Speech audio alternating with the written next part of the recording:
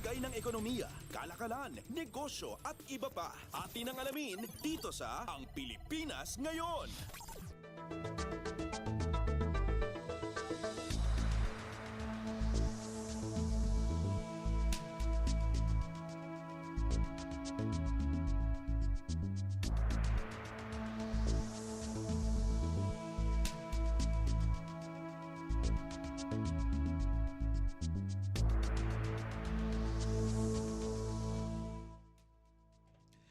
Magandang araw, narito na ang mga naungunang balita sa larangan ng pagnenegosyo at kalakalan.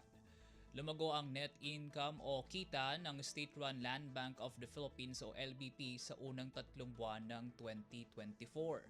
Sa isang pahayag iniulat ng LBP ang 12 billion pesos na net income sa first quarter ng taon na siyang di hamak na mas mataas kumpara sa 10.8 billion pesos na kinita sa kaparehong panahon ng 2023. Ang naitalang figura ay mas mataas din ng 6% mula sa net income target na 11.3 billion pesos. Bukod sa kita, lumago rin ng 5% o 3.3 trillion pesos ang kabuuang assets ng Land Bank buhat sa matatag na expansion ng loans, habang umangat naman ng 4% o 2.9 trillion pesos ang deposit base nito mula sa pagtaas ng government at private deposits. Signipiko rin ang inangat ng gross loan portfolio ng LBP na sumampa sa 25% o 1.5 trillion pesos dahil naman sa paglago sa treasury at commercial loans. Nauna nang nag-remit ng humigit 32.11 billion pesos na cash dividend ang Land Bank sa National Treasury bilang suporta sa infrastructure projects at socio-economic programs ng pamahalaan. Nitong Martes, nagbigay commitment si Land Bank President at CEO Lynette Ortiz para sa tuloy-tuloy na kontribusyon na siyang popondo sa mga importanteng proyekto ng gobyerno. Lagay ng ekonomiya, kalakalan, negosyo at iba pa. Atin ang alamin dito sa Ang Pilipinas Ngayon.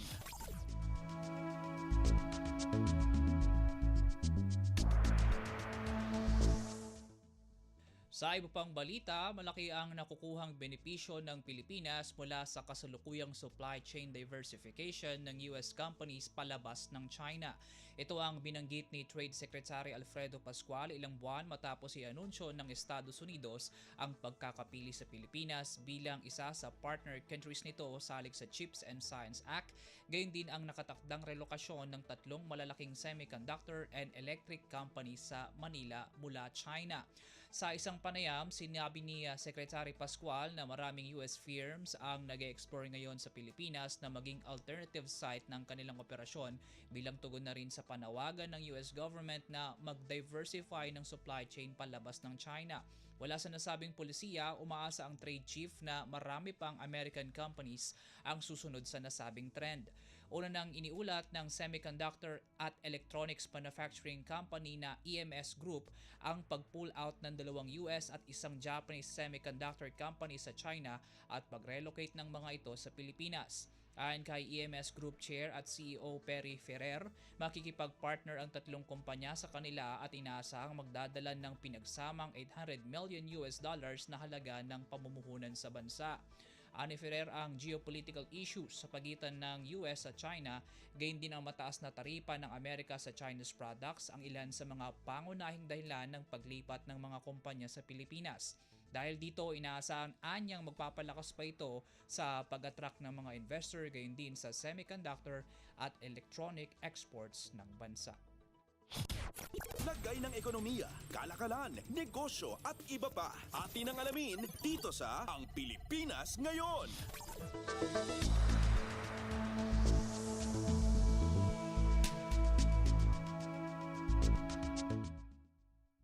Na-secure ng telecommunications company na PLDT Incorporated ang 4 na bilyong pisong green loan sa Metrobank.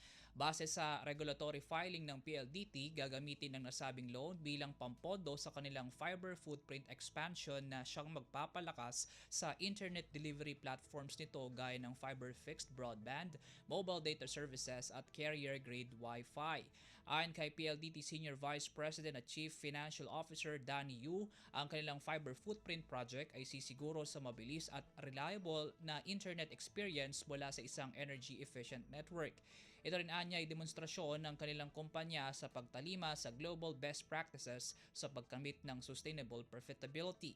Ang green loan sa Metrobank ang unang green borrowing ng PLDT sa isang local institution. Kamakailan nang i-anunsyo din ng PLDT ang 1 bilyong pisong green loan facility sa HSBC Philippines para pondohan ang nagpapatuloy na nationwide modernization at expansion fiber network nito. Lagay ng ekonomiya, kalakalan, negosyo at iba pa. Atin ang alamin dito sa Ang Pilipinas Ngayon.